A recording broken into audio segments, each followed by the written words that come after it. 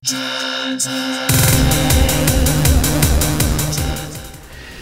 guys, we are in the basement and today we're going to do a John's Arcade tech and gameplay video. That is right guys, can you see?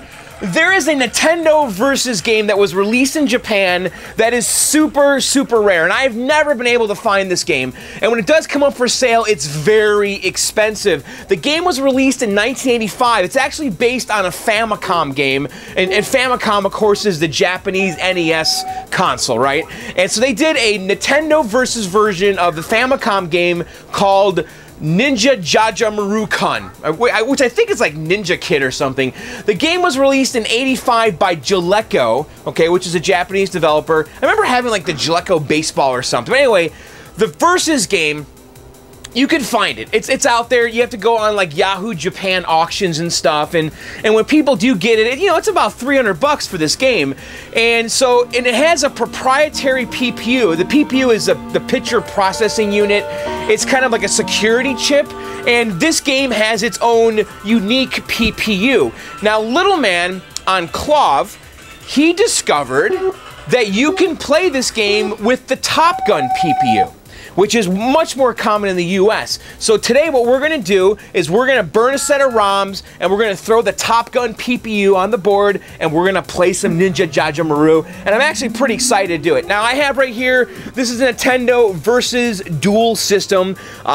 It is also called the red tent because it looks like a tent, okay? It has one single PCB that allows you to put basically two sets of games on it, you know, two sets of code. On this side here, I have Mighty Bomb Jack, which also is another super rare, you know, Japanese Nintendo versus game. Actually, I used to have Mighty Bomb Jack, and I bought it on eBay. I just got lucky, and it turned out it was super rare, and I was really the only person that had a copy of it. And I sold my Mighty Bomb Jack a couple years ago, and little man at Clove actually figured something out with Mighty Bomb Jack.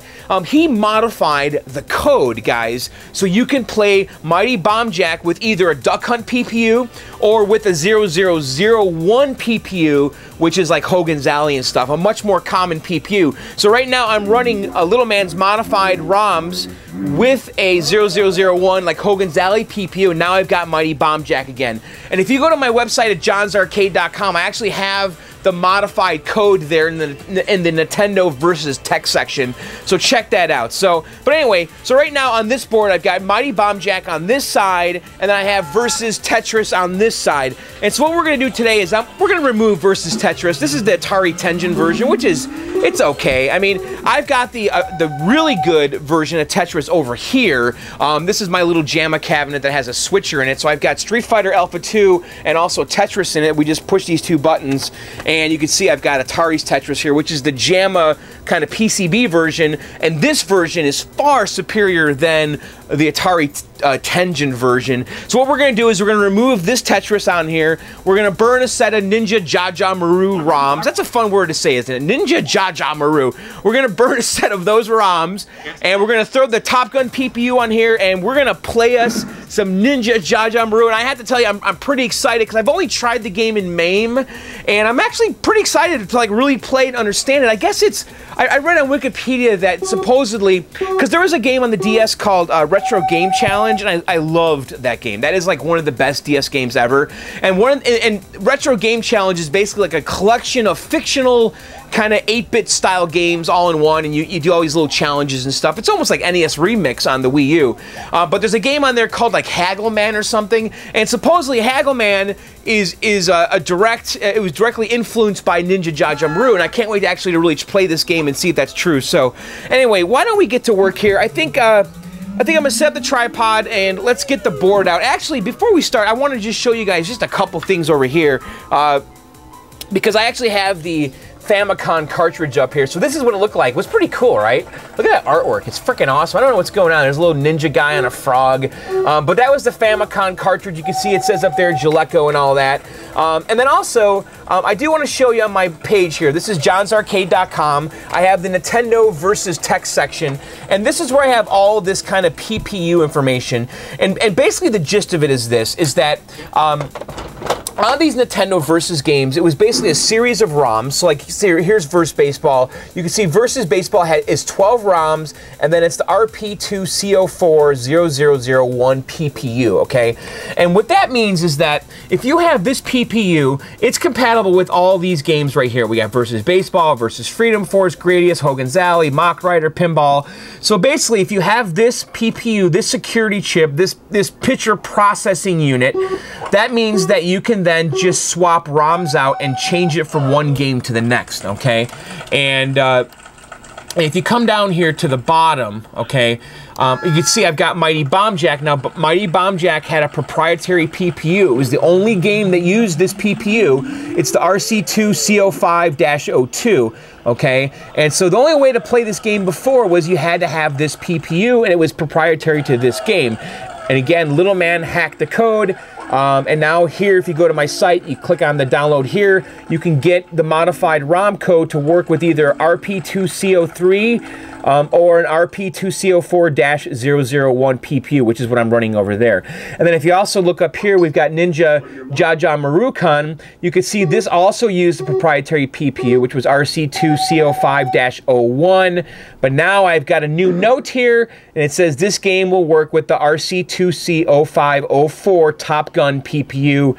Thanks, little man, for the intel. And so I actually had a Top Gun daughter board, because Top Gun's a game that comes on a daughter board, because a lot of these Versus games are just like 6 EEPROMs and a PPU, and some of them are on daughter boards. And I actually had a Top Gun. I actually converted it to a Castlevania, because you could see on my site, I talk about how you can convert some of the daughter boards into other games. But anyway, all that information's at johnsarcade.com. We're really not going to get too deep into this stuff. I've covered this before in my other videos, but so we should get to work. And then actually, one more quick thing I want to tell you guys. Do you guys remember back in like November, I did a video with Arcade Impossible?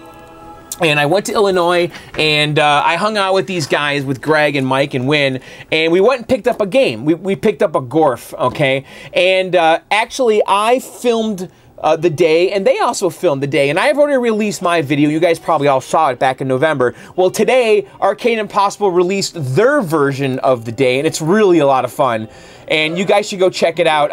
Just go to youtube.com/arcadeimpossible, and you guys could see me in front of the camera. I'm all over the video, guys. So if you always wanted to see my mug, my fat mug, and on camera, now's your chance. So just go to youtube.com/arcadeimpossible and check out the video, because we really had a lot of fun, and it was just it's such a fun day, and just such a bunch of great guys. So check it out, youtube.com/arcadeimpossible. So, okay, anyway, let's get to work here. Let me set up the tripod, and let's pull the board out of this cabinet. And I'm actually kind of excited here, because I've always wanted to have this game, Ninja Jajamaru, and I've never been able to really find it, and when I did find it, it was always super expensive, and, you know, to spend $300 on a Versus game is just kind of silly. So, so this is exciting, because I've got an extra PPU, the Top Gun PPU, and so yeah, let's put that PPU to work, and let's play some Ninja Jajamaru. So, all right, so let me turn off this cabinet, and we're gonna come in up here. I love the red tent because it is so easy to change the boards here, and so let's just pull the board out. On your mark. Okay, and let's bring this over to my desk. And I know we've covered this burning ROM stuff before, but you know what? It is a big part of this hobby for me. You know, this EEPROM burner has really saved my butt a bunch of times, and it makes us. It allows me to do these kind of things. So before we start, I do want to just kind of show you guys again what's going on here with how this board works. So this is a Nintendo Versus PCB, and this PCB, you know, basically works with a Unisystem or a Dualsystem. Okay, so my red tent is considered a dual system. Okay, you can have 2 games in the cabinet at the same time, or some games use both monitors. You know, like Balloon Fight. Basically, you'll have, you know, 12. You'll have 2 copies of Balloon Fight on here, and the game, the monitors and the controls basically interact with each other. So you can play 2 players head to head, where each player gets their own monitor and set of controls. Or in some situations, you'll put two totally unique games and the two sides don't talk to each other, which is how I have this board set up here. I've got Tetris on this side, and we got Mighty Bomb Jack on that side. And you can see Mighty Bomb Jack, excuse me, is basically 5 EEPROMs, 1, 2, 3, 4, 5, and it's this PPU right here. And this is the PPU. It's just a chip, okay? And again, this is the 0001 PPU, which is like from a Hogan's Alley or something. And that's really that whole game. And then, you know, there's a CPU chip, which every game has. And then on this side, you can see we've got the 4 Tetris ROMs and then also a 0001 PPU. So what we're going to do is we're going to remove this PPU and we're going to burn a set of 6 Ninja Jajamaru eEPROMs and throw them on here. And then we're going to plug it in and hopefully play. So okay, so let's get started. Okay, so we're going to be using my EEPROM burner, and I have a Needham's EMP10, and again, I've covered this before in my videos before, but this is the burner that I use, and I love it. It's old school. It's like a serial or parallel port, I forget. It's one of the old school connection types, and I'm basically running a computer in DOS. I have an old Athlon 800 PC, and so we're going to be running the software in DOS, and so let me kind of get on the computer screen here. And we're doing this old school, man. It's old games and old computers. Okay, so what we want to do first is get into our EMP software. And I've got that on the G drive. So we're going to go G. And we're going to change directory to EMP.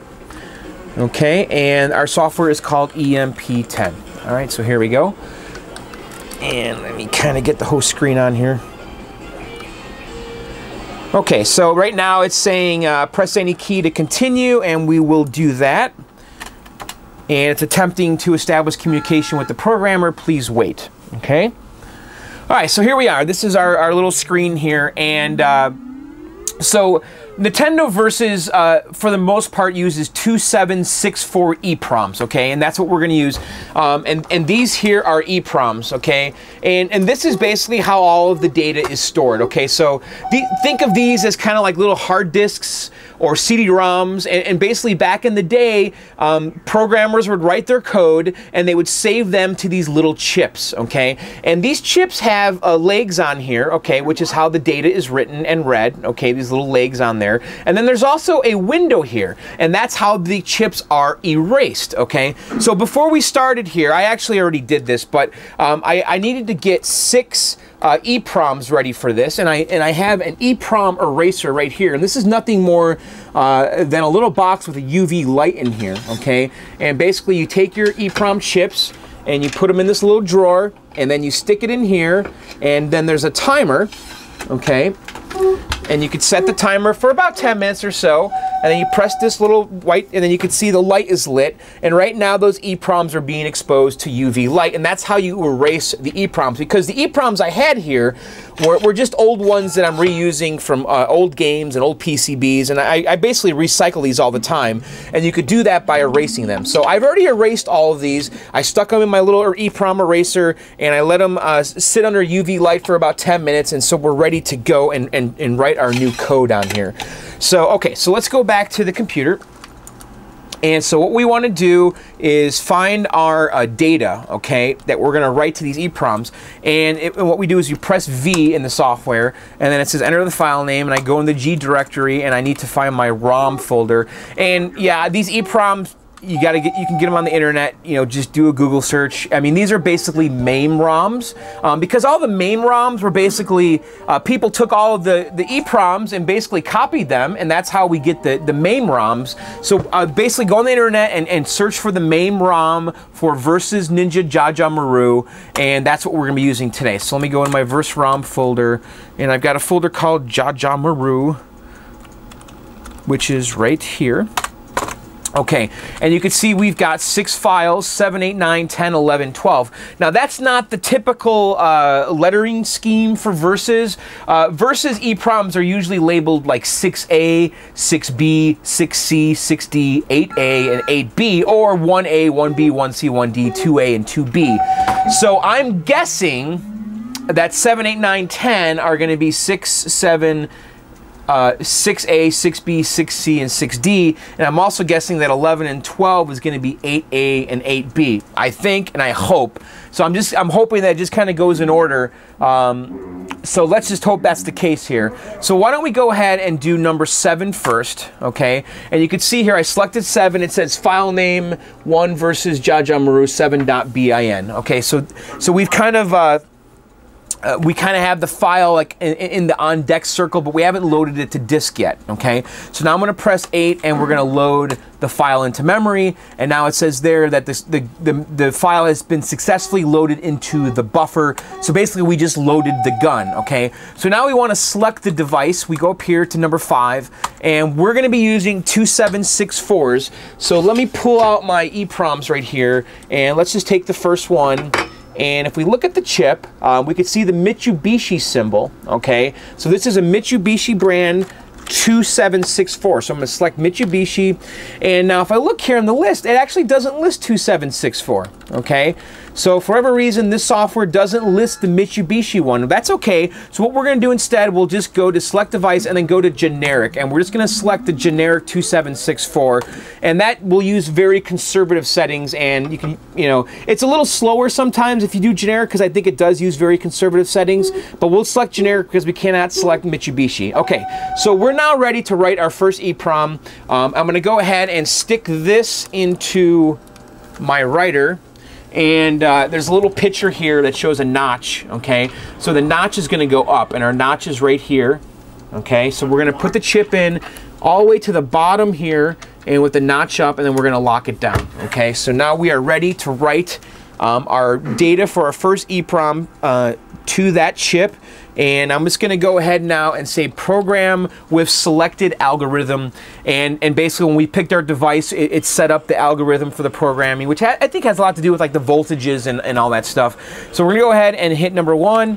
And it says, are you sure? And I'm going to say, yeah. And there you go. It's now writing the data for the first chip, which is chip number 7, to the EEPROM. So we're going to let that go. It's going to take about a minute or so, and we'll be right back.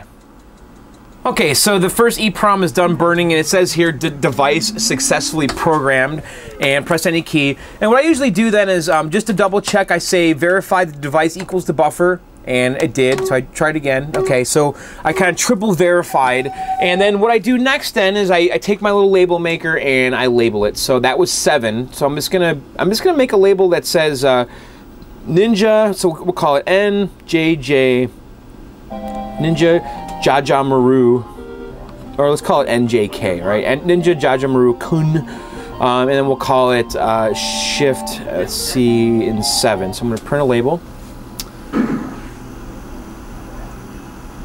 Okay, and then I'm going to go ahead now and label the EEPROM that we just burned.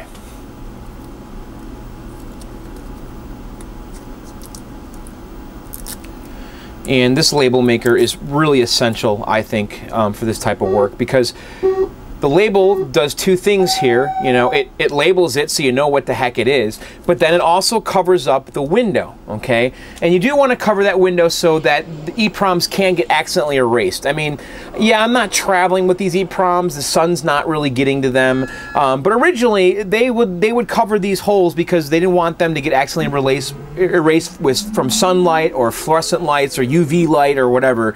And so if you cover it, if you label it, you cover up that hole so you can't accidentally erase it, and then you also have it labeled. Okay, so we've got the first EEPROM done, and so let's go ahead and do the next one. And so I'll just do the first couple with you guys, and then and this one here is another Mitsubishi, so that's going to be another generic burn. So we're going to go ahead and put our EEPROM in our little reader, okay, and lock it down. And there is one thing I want to show you guys that I didn't show on the last burn, is that before you burn, you should make sure the EEPROM is erased. Now, I already did this actually before the video, but if you come in here and you can go number 2, verify device is erased. okay, and it'll tell you if it's erased. So that tells you that when I put that in the EEPROM eraser with the UV light, that it was successful and that we did erase all of the data. And if it doesn't pass verification, that means that we did not erase it, and so it's not ready to be written, and you might have to put it back in the eraser and get more UV light. And then also, some of these old EEPROMs just don't want to be erased, and some of them you'll just have to throw in the garbage because you cannot reuse them, but most of them you can by erasing them first. Okay, so the device is erased. So let's go on and get our next file, which is going to be number 8, okay? And so I selected it, and now I'm going to load it from disk, okay, just like so. And then load it from disk, and then number 1, program with the algorithm, and then there you go. We're going to let the next one go, and then we'll be right back. Okay, so you can see here that the second EEPROM was successfully programmed. It says device successfully programmed. Press any key. I'm going to go ahead and double verify it. Verify the device equals buffer, and it does. Let's do it again. So there, we triple verified it. And so now we're just going to go ahead and pull our EEPROM out of the reader and just throw a label on it. And that's really it. So we've burned the first 2, and now we've got 4 more to go. So I'm going to go ahead and do the next 4 off camera, and it's really just the same thing over and over again. Okay, so now we've got 7 and 8. And so now I'm going to burn the next 4, and I'll be right back. All right, I just want to show you guys something here. So I have this chip here, and this is a National brand chip, and it's a 27C64, okay? And you can use 2764s and 27C64. I think the C stands for CMOS. I'm not sure really what it means. I think it's a higher grade chip than a standard 2764. But anyway, so now my programmer does have this one. So if I go to National, and I can go to 27C64, which is right here, and I'm looking at the model number closer, it's 27C64Q, which actually is right there. So we have the exact model number on here, and I bet you this chip's going to program very fast, okay? And so it just initiated itself. And so let's go ahead here and select our next file, which is going to be 10, because I did 9 off camera. So let's select 10. Okay, let's load it from disk.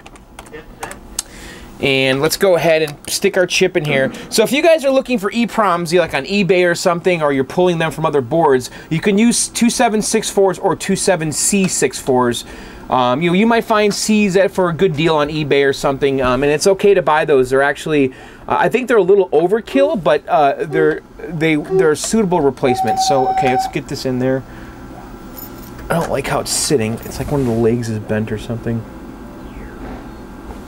And I'm just kind of bending the legs into place here. I want the EEPROM to sit flat in the reader. There you go.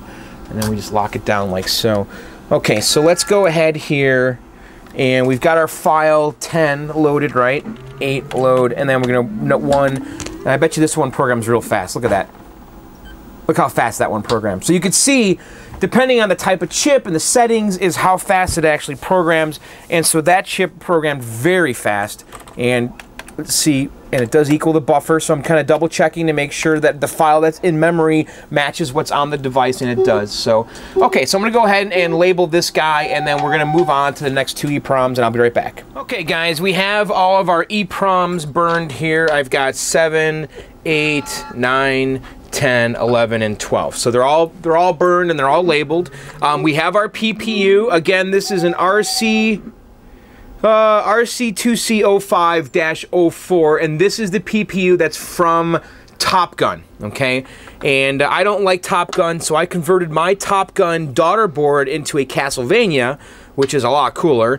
And so I have this extra PPU, and we're going to put it to use today with this Ninja Jajamaru. Okay, so I've got my main board right here, and what I need to do right now is I got to yank off Tetris on here, and so I'm going to take my trusty screwdriver, and I know that some of you guys out there don't like me using a screwdriver to do this, but I don't really care what you say, because this tool works amazing to remove EEPROMs, okay? And I'm very careful, and I'm going very slow here, and this is a very flat screwdriver, okay? They do make an EEPROM puller tool. I've never had the need for it. I prefer doing it this way with the screwdriver. All right, so we're going to pop these off. Okay, And Tetris only uses 4 EEPROMs, which is pretty unique. Most games that don't use a daughter board use 6 EEPROMs, okay? So we've got our 4 Tetris ones off. Now I'm going to remove the PPU, which is this guy right here.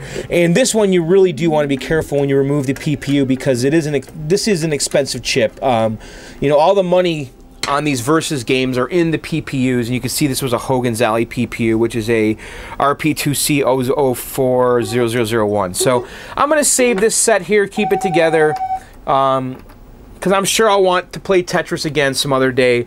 But really, the Tetris that's on the Versus system's okay. If I didn't have the Atari JAMA Tetris game, I probably would keep it, but really I have no need for it, because I've got a pretty good Tetris game already. So, okay, so we're going to come down here, and now we're going to start installing our EEPROMs. Now, again, these EEPROMs, for whatever reason, on this Ninja Jajamaru are labeled differently. They're labeled 7, 8, 9, 10, 11, 12.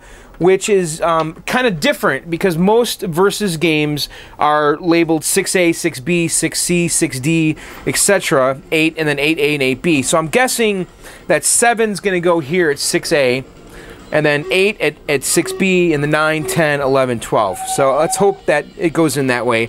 Now, EEPROMs have a little notch on them, if you guys can see that, okay? Because there is kind of polarity on this, okay? So you want to look for the notch, which is right on the top, and you can see on this board that all the chips have the notches in the top, okay? I'm actually all the chips on this board have the notches on this side, okay? So the notches here, here, here, here, notches right there, notches right there. So when we put the EEPROMs in, we want to kind of observe that and make sure all of our notches are going in that direction right there, okay? So let's go ahead and grab number 7, okay, which is this guy right here, and we're going to just put this in at 6A with the notch going that way, okay? And I'm just going to kind of carefully come down here and make sure all the legs get into the socket. And we don't want to bend any legs. We don't want any legs hanging out, okay? And we're just going to kind of come in there, make sure we're all lined up, and we're just going to kind of push it down, okay? And then we kind of double check our work, okay? We look to see if there's any legs hanging out. And that's happened to me before, you know, where you put the chip in and the leg would be hanging out the side here, or you'll have a leg that's bent in. So we're just going to kind of look at that, and we can see all the legs are in real nice, and the notch is going in the right direction. And we're just going to go ahead now and then put number 8 in right next to it. And just take your time, pay attention, and again, inspect your work, okay? Everything's in there. And let's do number 9, which goes in right next to it. I'm hoping this is where this goes. Okay. Alright, so 9's in there nice. And let's grab 10. Okay. Alright, and we'll kind of double check our work. Looks good. And I'm hoping 11 goes right here. Okay, and we'll double check our work. It looks pretty good. And then the last one is 12. And okay, and we'll double check our work. Okay, so they're all in. Make sure all of our notches are going in the right direction. They are up, up, up, up, up, up. Okay, and now we need to install the PPU. Okay, and again, we're going to use this GUN PPU. And just kind of inspecting my legs, making sure they're all straight. And we're going to go ahead here and just kind of drop this into the socket. And let's double check our work. And it looks good. Okay, so we are now ready to stick this in the game. I do want to take a look at the dip switch settings here. They're all down, which is probably what I want. So let's just keep them all down. That's usually default. And let's bring this over to the cabinet and put it in. Okay, so let's slide the PCB in, just like so. And then there's, on the Versus dual system here, there's just 2 plugs. One goes like that, and then one goes like that. And from experience, you know, when you plug these in, try not to put your hand on these wires. because I've had a couple wires that came off this edge connector plug, and I've had to repair it. So just kind of keep your hand on the plastic. With this system, you know, this is a system where I'm constantly swapping PCBs. So these edge connectors get a lot of use, and I don't think it was really designed for it. Okay, so we're all plugged in, and let's turn it on, guys. Let's see what happens. Turn the light off. Let's turn it on. And well, this side is gonna be Mighty Bomb Jack, actually. So we're gonna have to wait for the. Just wait for it to warm up, and then we'll go look on the other side. All right, so Mighty Bomb Jack is there. So let's go on the other side and see if we've got some Ninja Jajamaru, and we don't. We have a blue screen. Crap. All right, so what does that mean? I'm going to. We've got a blue screen. That's bad. All right, so let's pull the board out, and let's just see what we did or didn't do right. It could be the CPU. I've noticed that some of these games don't like certain CPUs. So let's pull this out. I got the game off. Let's go back to my desk.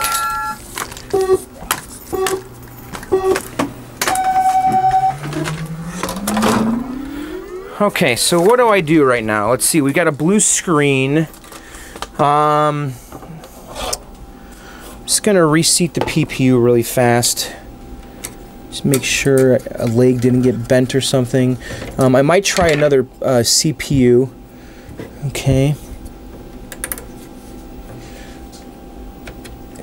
I'm gonna reseat the CPU chip. Okay. Okay, and let's just double check our ROMs. Now, I don't know what order these really go in. So 7, 8, 9, 10, 11, 12. Is that the right order? I'm guessing. I think it is. Does it go 12, 11, 10, 9, 8, 7? I hope not. All right, let's try it again.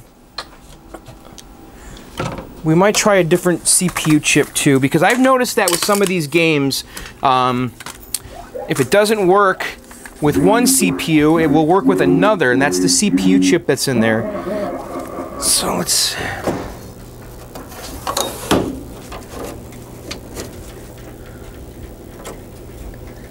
This kind of stuff happens with these games, with these versus stuff. I've had this before, where you get these blue screens. Yeah, it's got a blue screen. Damn it. Let's throw another CPU on that board. Be right back. All right, so I'm gonna swap out the CPU. I've got a bunch of these CPUs. These are RP2A03s, okay? And just gonna try a different one. I've had this happen. Let me just double check. That's a RP2A03. I can't really read it. RP2A0. I think so. All right, so let me yank this CPU off of here, and we're gonna try a different one. That was a. Let's try this RP2A03H. Okay.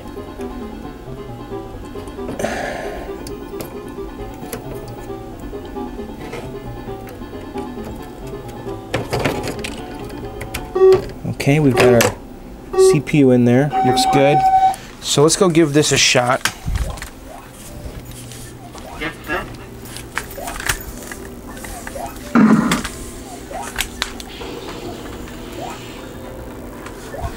The only thing I'm worried about is that those chips are labeled 7, 8, 9, 10, 11, 12, and that is kind of meaningless to this setup here, because there's nothing labeled 7, 8, 9, 10, 11, 12, you know? So I'm guessing that I put the chips on in the right order on the board. Alright, so Mighty Bomb Jack's on, and we still got that damn blue screen. Okay, what should we do here? I'm gonna do some research on this real quick. I'll be right back. Alright guys, let me show you something here. So I brought the board back to my desk, okay? And I decided to double check the eeproms, okay? And I was just double checking my work, and I went through verifying each one of them. So I verified 12, 11. What I did is I loaded the file into memory, and then I compared it to what was on the chip. And for some reason here, and this is really weird, number 7 the chip number 7 is not verifying. If I say, if I go through here and I select, and I go through and I select number 7, okay, and I load it into memory, okay, right, and then I go verified equals the buffer, and I get this error every time. And for some reason, this chip number 7 is now reading bad. That's really odd. So I want to go ahead and burn another number 7, and then we'll try it again. Okay, we burned ourselves a new number 7, and I have it on the board there, NJK7. So let's go ahead and throw it in the cabinet. And, boy, that would be kind of weird if that's what the problem was. I don't understand, because I was definitely double and triple verifying those eeproms. I don't really see how it could be bad, but okay. It was definitely testing bad. I hope that's all it was. Because I want to play me some Ninja Jajamaru. Alright, so we've got it on. And let's go over here. Come on. Damn it! Purple screen. Arg.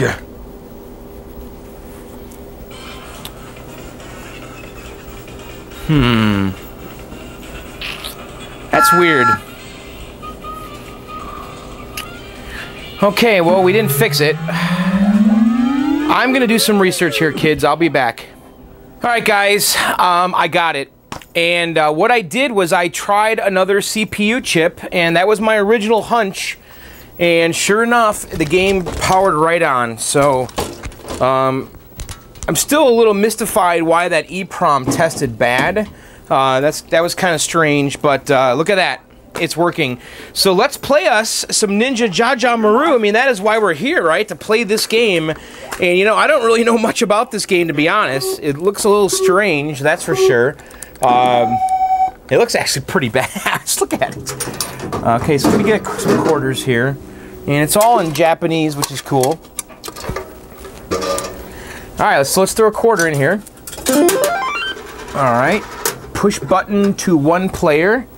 Alright, so we want to 1 player, so let's push button. And actually, let me turn the light off real quick. Alright, turn the lights off. Not sure if that helped, but okay, so let's press button to 1 player. We got some epic ninja music. So I remember playing this in MAME. I don't remember what I need to do. Alright. Whoa. On your mark? Yeah, I don't know how to play this, guys. I have no idea.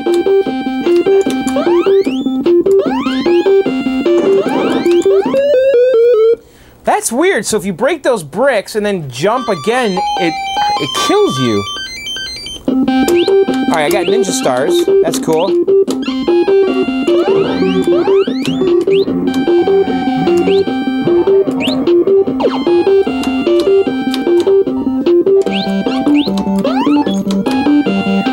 So it looks like when you kill them, their souls come out of their body. And you gotta capture their souls. Oh, I see. So you gotta break the brick. Oh, shit. Go down.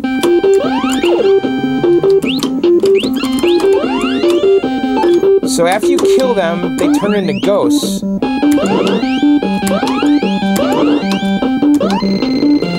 I don't know what I just got there.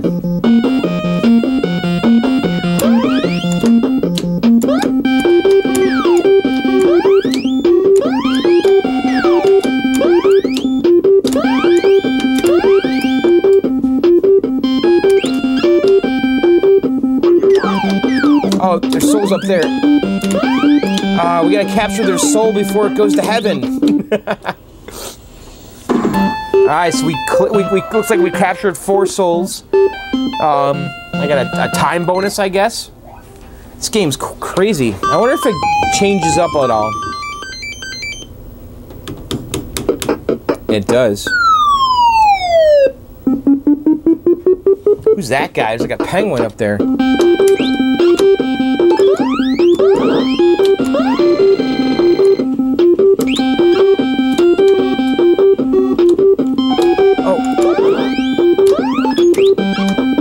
So So it looks like they fall, and then their soul appears where you killed them. What's that? Do I want that?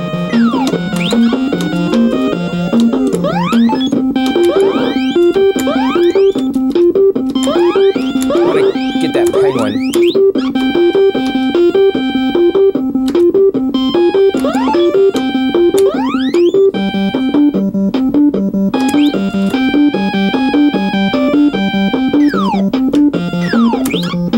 Alright, I killed the penguin. Ah.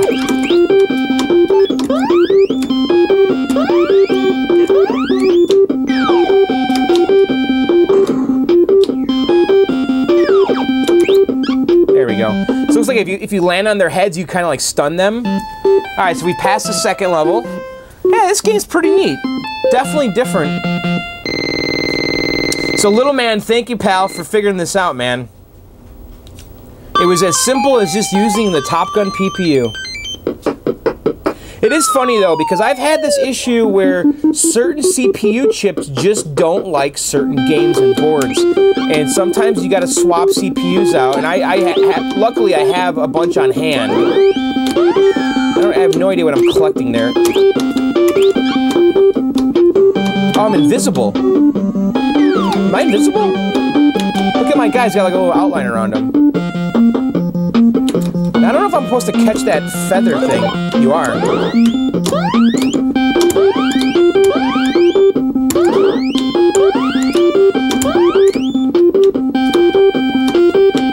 Come down here.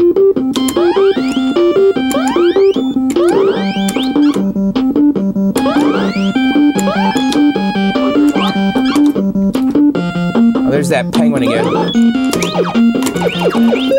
Oh, they killed me. Come on, I don't want to, game over. So that's it, guys. That's Ninja Jajamaru, and, wow, I didn't even get on the leaderboard. Look at that. That's a pretty neat game. Definitely very cool, so hope you guys enjoyed that video. You know, I'm not really sure if there's more to that game, if there's more levels. I don't know if there's a boss. I don't know. I'm wondering if I should play one more time. Would that be boring if I did that? Why don't we, should we give it a shot? Let's see if we can get to like the 4th level. Yeah, let's try it one more time. I'm worried this is gonna get boring for you guys, but let's try it. I've only played it once in my life.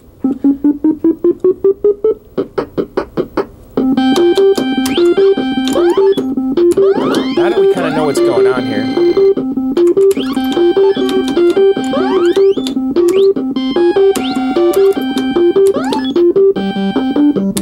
So it's interesting, on the later levels, it looks like the souls, they appear like, I want that feather.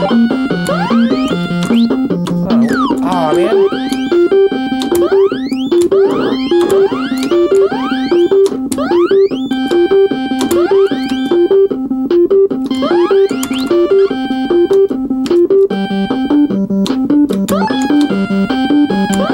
So we got one more person here, or what? Oh, there he is. Oh, there's a few left.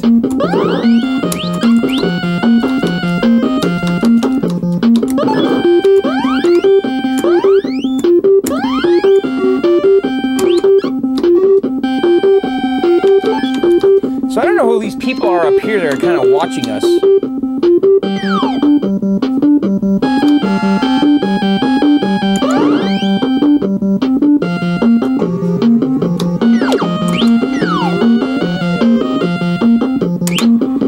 Whoa, what was that? They're throwing bombs at me.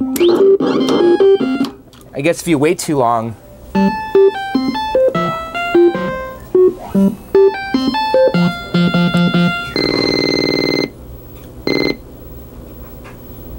Alright, so let's go on the second level here.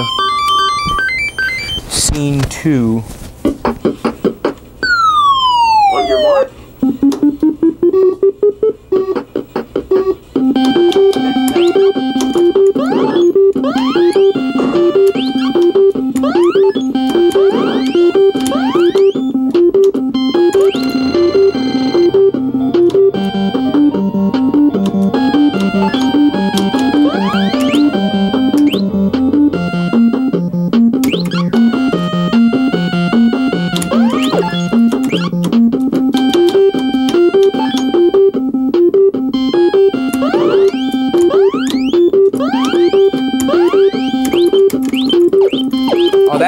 penguin throws...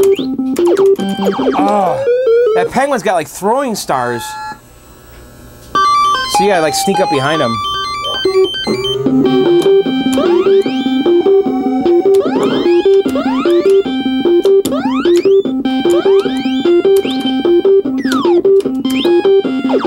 You bastard! Ah, we got him.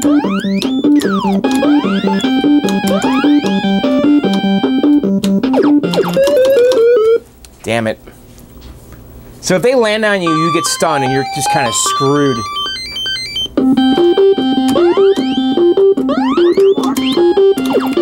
Damn it! Alright. There we go. Alright, so the next level, what? The third level? We didn't get past that one before, so let's see if we can do it this time.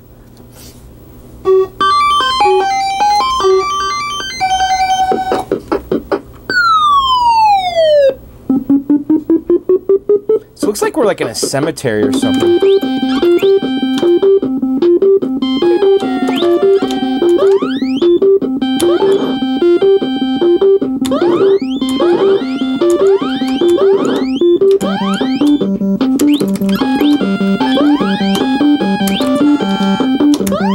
Back here. So it looks like that girl's dropping like feathers or something for me.